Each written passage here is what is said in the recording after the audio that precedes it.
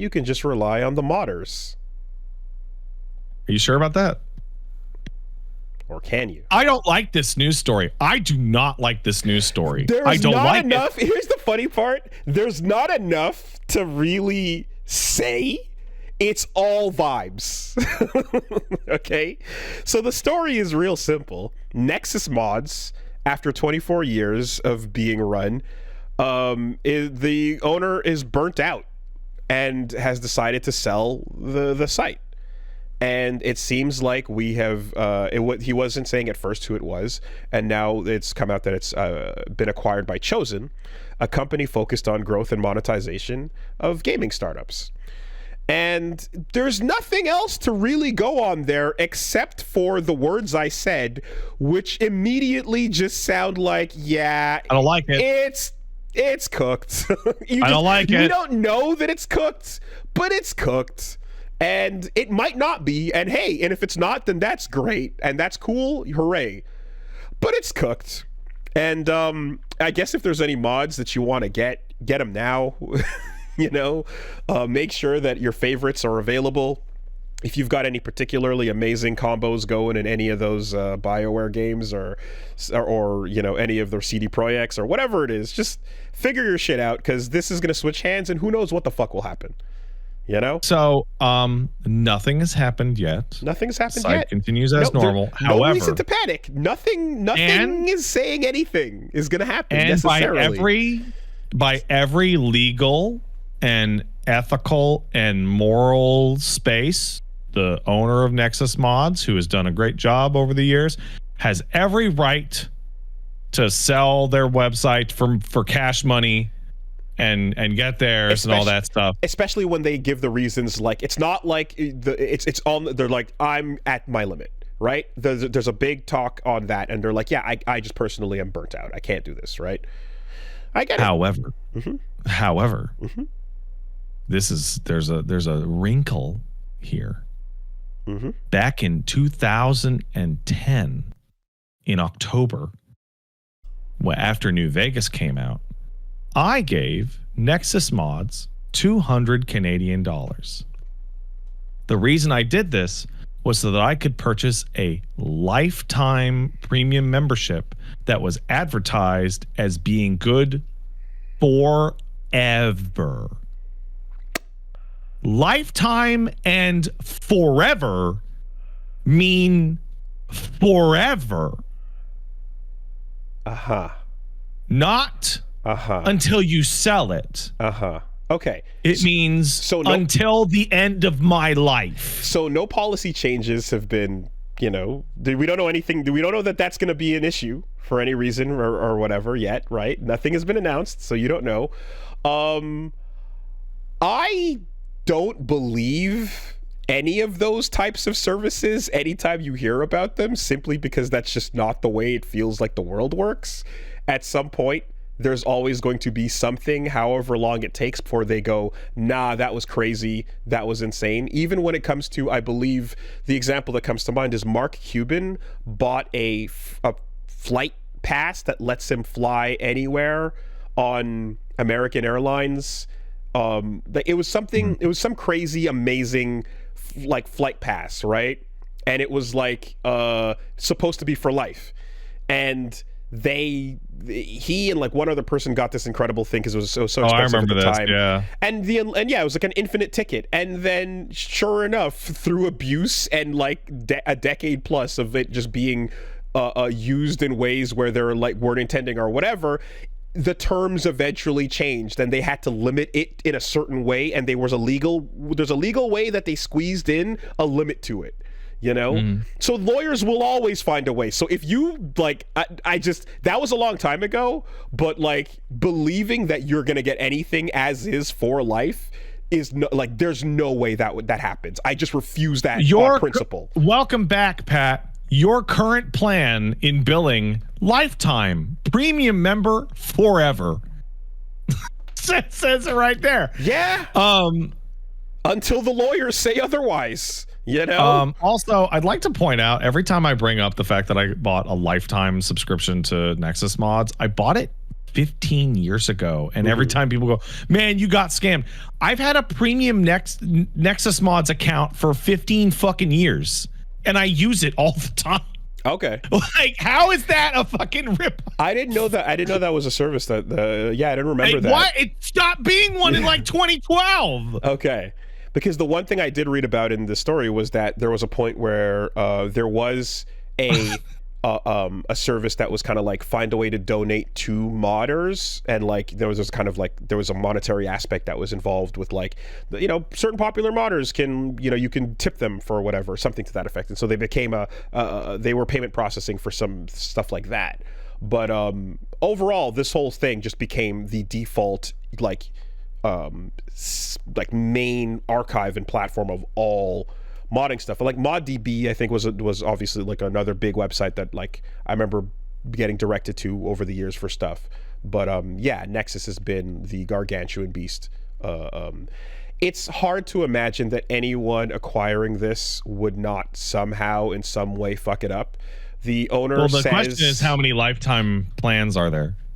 Because if it's like 400 people, yeah, they would leave that shit alone. Right. Well, okay. There's like 1 million people that have lifetime subscriptions. But there's a lot of other ways they can fuck this up beyond your lifetime subscription, right? Like there's everything that fucking what's the wiki fucking company called? Anyway, the people the fandom, right? There's everything that can go wrong in that direction. Ugh.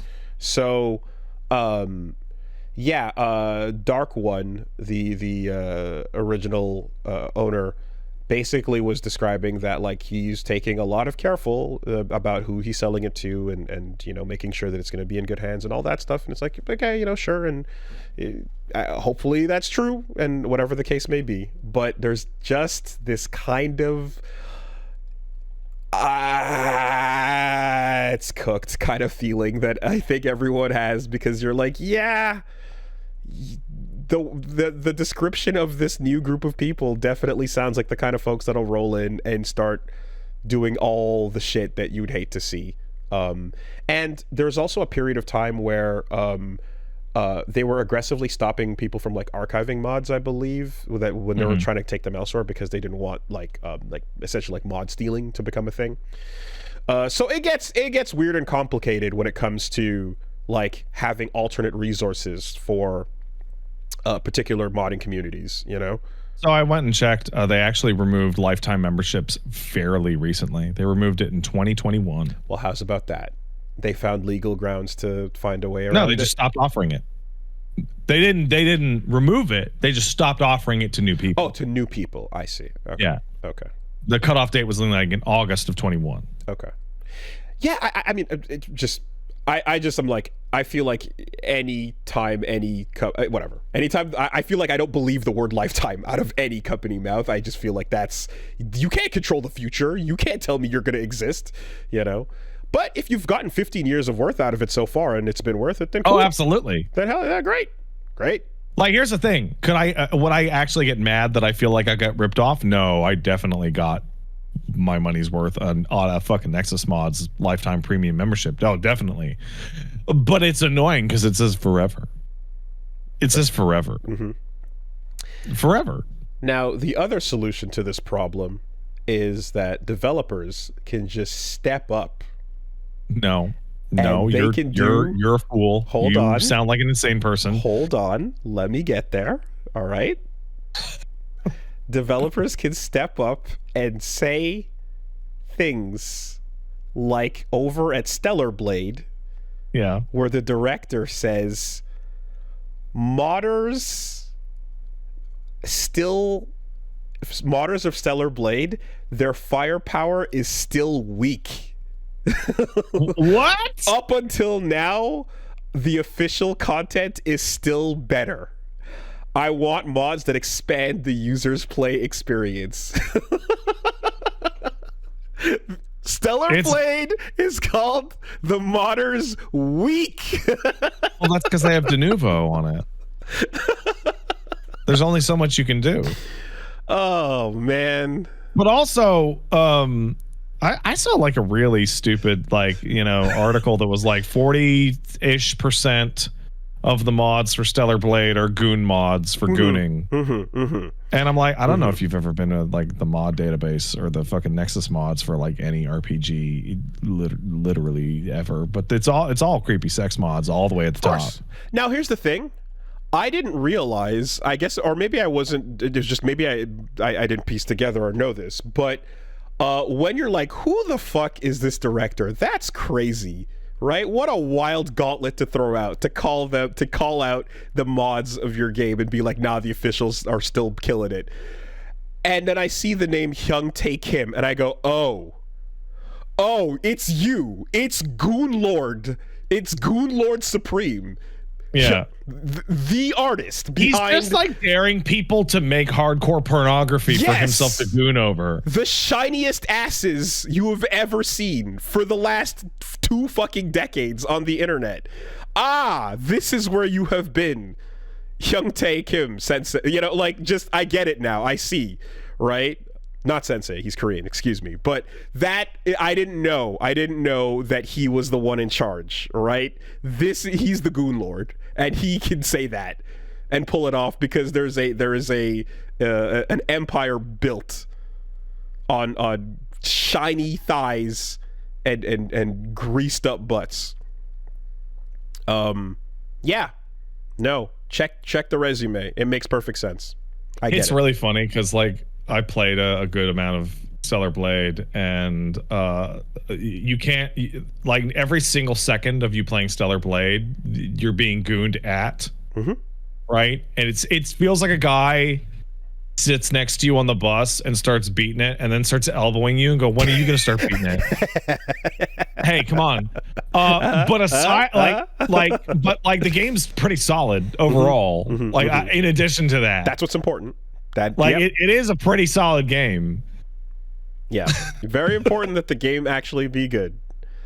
Yeah, and if you're familiar with the